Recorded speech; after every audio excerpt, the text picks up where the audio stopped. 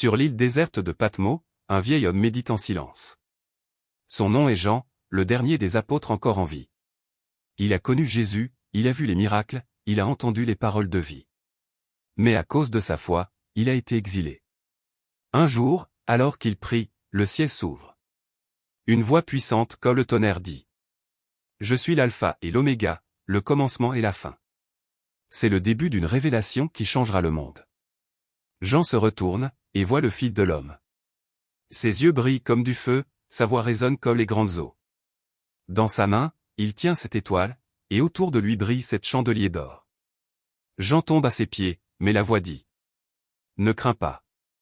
J'étais mort, et voici, je suis vivant au siècle des siècles. Le Christ glorifié se révèle, non plus comme l'homme de douleur, mais comme le roi éternel. Le Seigneur confie à Jean un message pour cette église, Éphèse, Smyrne, Pergame, Thyatire, Sardes, Philadelphie et Laodicée. À chacune, une parole d'amour, d'avertissement et d'espérance.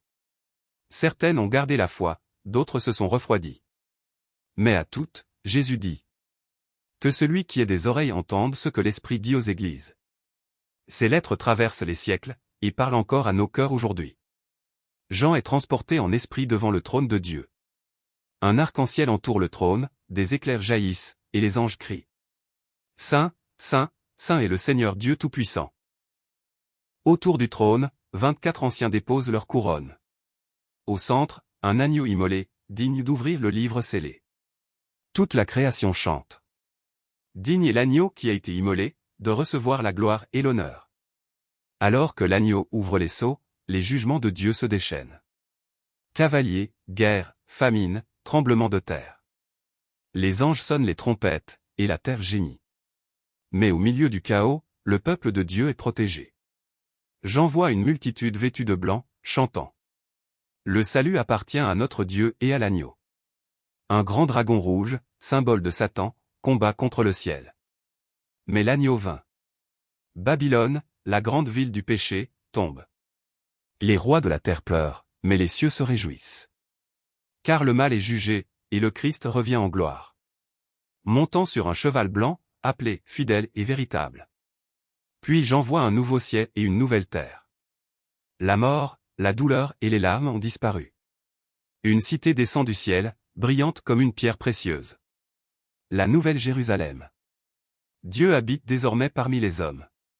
Une voix déclare : Voici, je fais toutes choses nouvelles. Et Jean conclut : Amen. Viens, Seigneur Jésus. Sur l'île déserte de Patmos, un vieil homme médite en silence. Son nom est Jean, le dernier des apôtres encore en vie. Il a connu Jésus, il a vu les miracles, il a entendu les paroles de vie.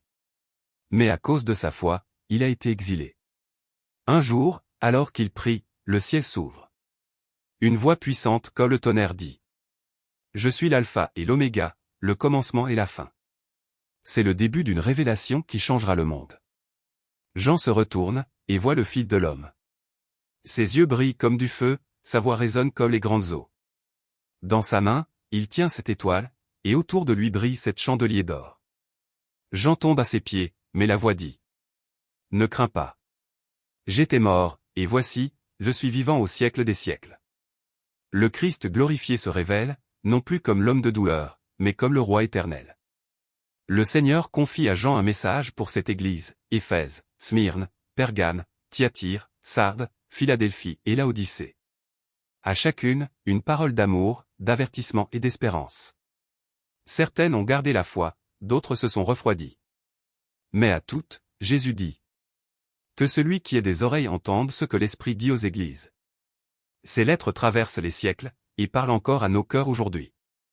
Jean est transporté en esprit devant le trône de Dieu. Un arc-en-ciel entoure le trône, des éclairs jaillissent, et les anges crient : Saint, Saint, Saint est le Seigneur Dieu Tout-Puissant. Autour du trône, 24 anciens déposent leur couronne. Au centre, un agneau immolé, digne d'ouvrir le livre scellé. Toute la création chante. Digne est l'agneau qui a été immolé, de recevoir la gloire et l'honneur. Alors que l'agneau ouvre les sceaux, les jugements de Dieu se déchaînent. Cavaliers, guerre, famine, tremblement de terre. Les anges sonnent les trompettes, et la terre gémit. Mais au milieu du chaos, le peuple de Dieu est protégé. J'en vois une multitude vêtue de blanc, chantant. Le salut appartient à notre Dieu et à l'agneau. Un grand dragon rouge, symbole de Satan, combat contre le ciel. Mais l'agneau vint. Babylone, la grande ville du péché, tombe. Les rois de la terre pleurent, mais les cieux se réjouissent. Car le mal est jugé, et le Christ revient en gloire. Montant sur un cheval blanc, appelé, fidèle et véritable. Puis j'en vois un nouveau ciel et une nouvelle terre. La mort, la douleur et les larmes ont disparu. Une cité descend du ciel, brillante comme une pierre précieuse. La nouvelle Jérusalem. Dieu habite désormais parmi les hommes. Une voix déclare. Voici, je fais toutes choses nouvelles. Et Jean conclut. Amen. Viens, Seigneur Jésus. Évangile du 9 novembre selon saint Jean, le chapitre 2, les versets 13 à 22. Écoutons. La Pâque des Juifs était proche, et Jésus monta à Jérusalem. Il trouva dans le temple les vendeurs de bœufs, de brebis et de pigeons, et les changeurs assis. Ayant fait un fouet avec des cordes, il les chassa tous du temple, ainsi que les brebis et les bœufs.